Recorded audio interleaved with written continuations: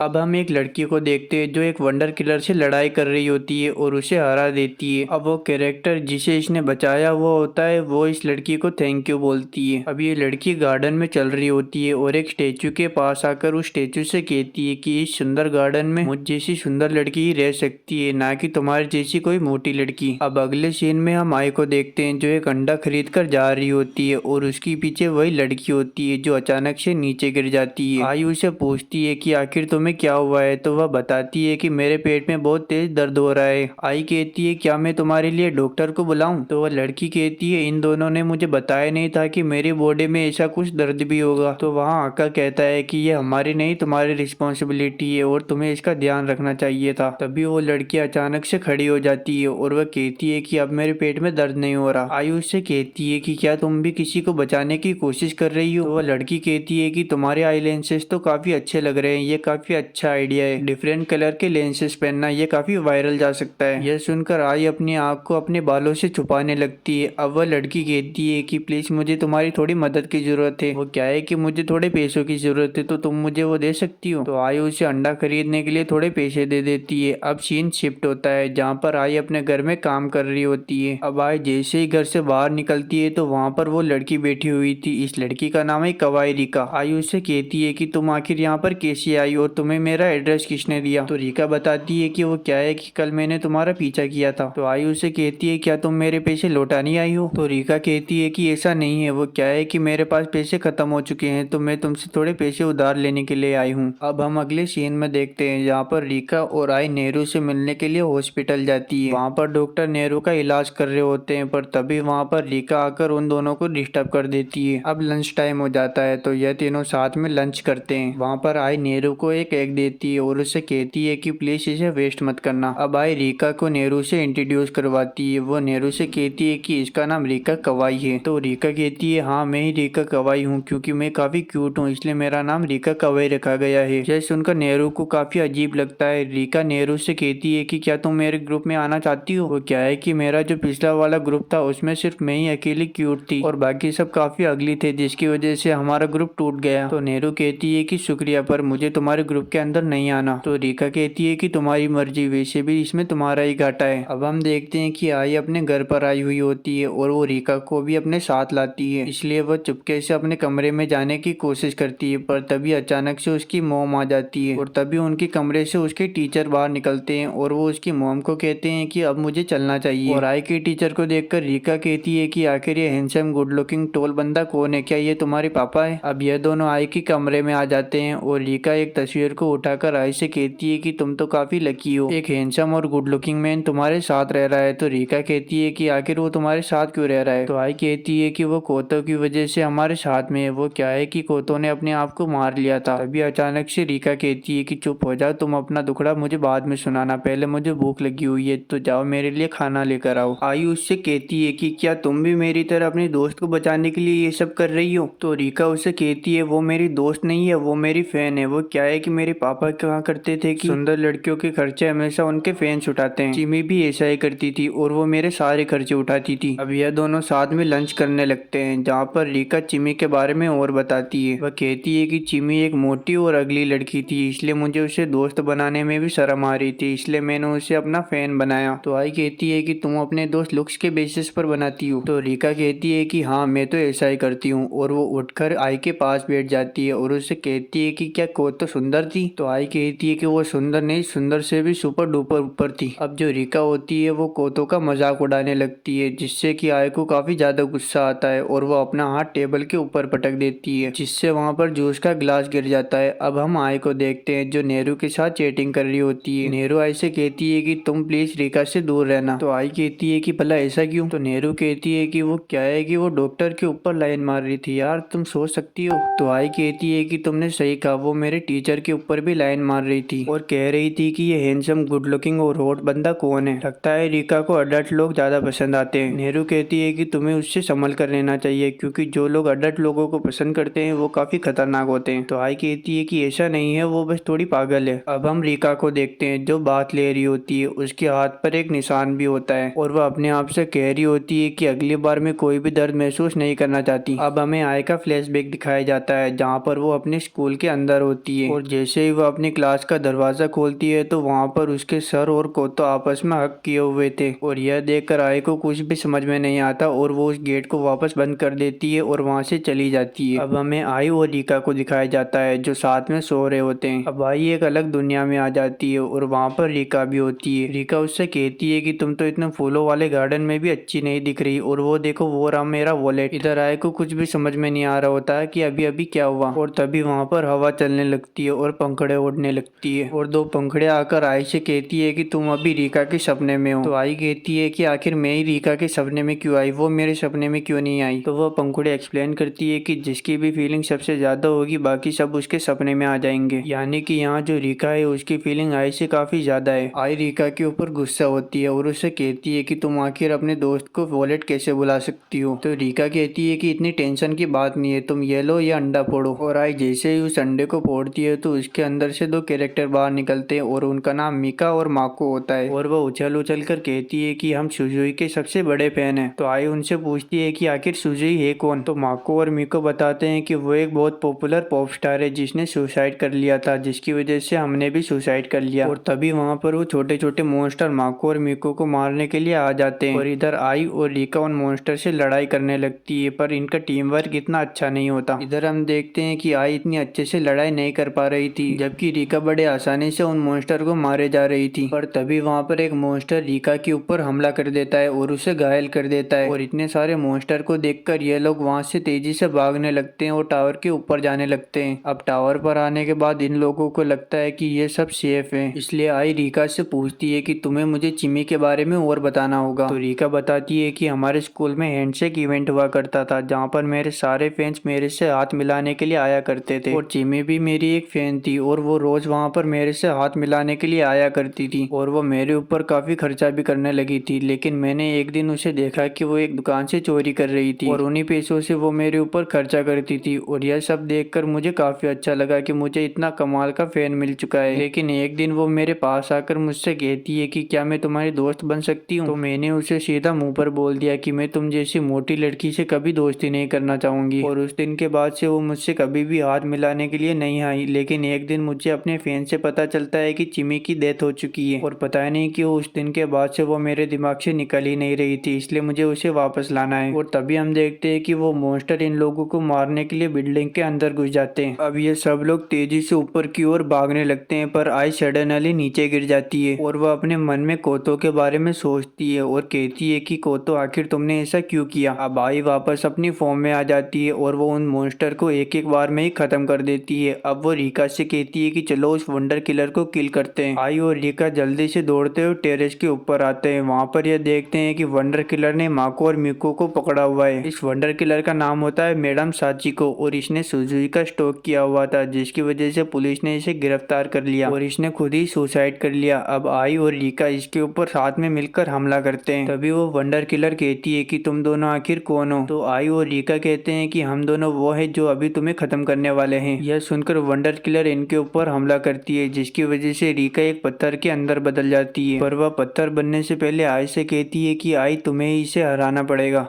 अब हमें दो कैरेक्टर दिखाए जाते हैं जिसमें से एक का नाम होता है मोमो और एक का नाम होता है मीवा। मीवा भी एक कैरेक्टर है जो अंडे से निकली है। मोमो उससे पूछती है कि आखिर तुम क्यों मरी थी। तो मीवा उसे बताती है कि एक आदमी था जो मुझे रोज परेशान किया करता था, लेकिन एक दिन मैंने हिम्मत करके उस पर चिल्लाया और आसपास के लोगों को मदद के लिए बुलाया और उस दिन के बाद से उसने मुझे परेशान करना भी बंद कर दिया था। लेकिन इसके साथ एक दिक्कत भी हो गई थी। कुछ दिनों बाद मेरे पापा को कंपनी से निकाल दिया गया था क्योंकि जो आदमी मुझे परेशान करता था वो उस कंपनी में हाई पोस्ट पर था। उसकी वजह से हमें काफी दिक्कतों का सामना करना पड़ा, पर मेरी मॉम इसका ब्लेम भी मुझी पर डालती थी। वह मुझसे कहती थी कि अगर तुम उस आदमी के साथ रहती तो हमारे साथ ऐसा कुछ भी नहीं होता। मेरी मॉम सही कहती थी, आखिर मेरी खूबसूरती की वजह से हमें काफी दिक्कतों का सामना करना पड़ा। और यह कहकर वो रोने लगती है। तो मोमो उसे समझाती है कि तुमने जो कुछ भी किया वो बिल्कुल सही था, तुम्हें रोने की कोई भी जरूरत नहीं है। अब सीन शिफ्ट होता है जहाँ पर हम देखते हैं कि यह तीनों उस वंडर किलर से डर कर भाग रहे थे। पर थोड़ा आगे जाने के बाद यह तीनों रुक जाते हैं, जहाँ पर आई इन दोनों से पूछती है कि आखिर हम इस वंडर किलर को कैसे हरा सकते हैं। तो माको और मीको आई को चीयरिंग लाइट्स देती है। आई उन लाइट्स को एक हथियार की तरह इस्तेमाल करती है और उस वंडर किलर के सारे टेंटिकल को लगातार काटते जाती है और वह उस वंडर किलर से कहती है कि अब तुम आ जाओ। दूसरी तरफ हम देखते हैं कि मोमो भी एक वंडर किलर से लड़ाई कर रही थी, पर वो वंडर किलर मोमो के ऊपर काफी भारी पड़ता है और लड़ाई करते हुए वो मीवा को बुलाता है और कहता है कि मीवा तुम जहाँ कहीं भी हो मेरे पास आ जाओ, मुझे तुम्हें टच करना है। तो मीवा जोर से चिल्लाकर कहती है कि जा अपनी बीवी को जाके टच कर। अब हम देखते हैं कि आई लड़ाई करते हुए काफी थक जाती है और ये तीनों एक जगह पर खड़े हो जाते हैं। तभी वंडर किलर इनके ऊपर अचानक से हमला कर देती है और मोमो नीचे गिर जाती है। वह वंडर किलर आई को अपने टेंटिकल से पकड़ लेती है और काफी ब्रूटल तरीके से फेंक देती है। अब इधर हम देखते हैं कि मोमो के ऊपर भी उस वंडर किलर ने एक स्पेशल अटैक किया हुआ था, पर मोमो उसे रोक लेती है। मीवा अचानक से उसके पास आती है और उससे कहती है क्या तुम ठीक हो। तो मोमो उससे कहता है कि तुम टेंशन मत लो, मैं तुम्हें कुछ भी नहीं होने दूंगा। पर वो वंडर किलर हंसते हुए कहता है कि मीवा तुम मेरे पास आ जाओ, मुझे तुम्हें टच करना है। इधर मीवा मोमो को मुश्किल में देखकर उस वंडर किलर से कहती है कि तुम मुझे टच करना चाहते हो ना, तो मैं आ रही हूँ तुम्हारे पास। दूसरी तरफ हम देखते हैं कि आई काफी घायल हो चुकी है और वो वंडर किलर वापस से उसके ऊपर हमला करती है। और तभी अचानक से माको और मीको आई के सामने आ जाते हैं। उनके पास एक फोन भी होता है और उसमें गाना चला हुआ था। वह उस वंडर किलर से कहती है कि कोई भी शिजुने के फैन एक दूसरे के ऊपर हमला नहीं करते हैं, तो तुम भी रुक जाओ। और वो वंडर किलर अचानक से रुक जाती है। माको और मीको धीरे धीरे आगे बढ़ने लगते हैं और आई उनके पीछे पीछे चलती है। आई धीरे धीरे करती हुई इस वंडर किलर के पास पहुंच जाती है और उसके पास पहुंचते ही वो उसके ऊपर एक ब्रूटल हमला करती है, जिससे लिटरली उस वंडर किलर के बीच में से दो हिस्से हो जाते हैं और आई जीत जाती है। इधर हम देखते हैं कि मीवा अपना मालताल खाल के उस वंडर किलर के सामने जा रही थी और जैसे जैसे मीवा उस वंडर किलर के पास जाती है वैसे वैसे उस वंडर किलर को मजा आने लगता है और वो आखिर में उसे टच भी कर लेता है। और ऐसा होता हुआ देखकर मोमो का खून खोल उठता है और वो गोकू से अल्ट्रा इंस्टिंक्ट की पावर लेकर उस वंडर किलर को एक बार में खत्म कर देती है। वह उसे काफी ब्रूटल तरीके से मारती है और उसका सारा खून भी निकाल लेती है। अब इधर हम देखते हैं कि आई और ये दोनों वंडर किलर के मरने पर जश्न मना रहे थे, और इधर हम देखते हैं कि वह वंडर किलर वापस से रीजनरेट करने लगती है और थोड़ी देर बाद वह वापस पूरी तरीके से ठीक हो जाती है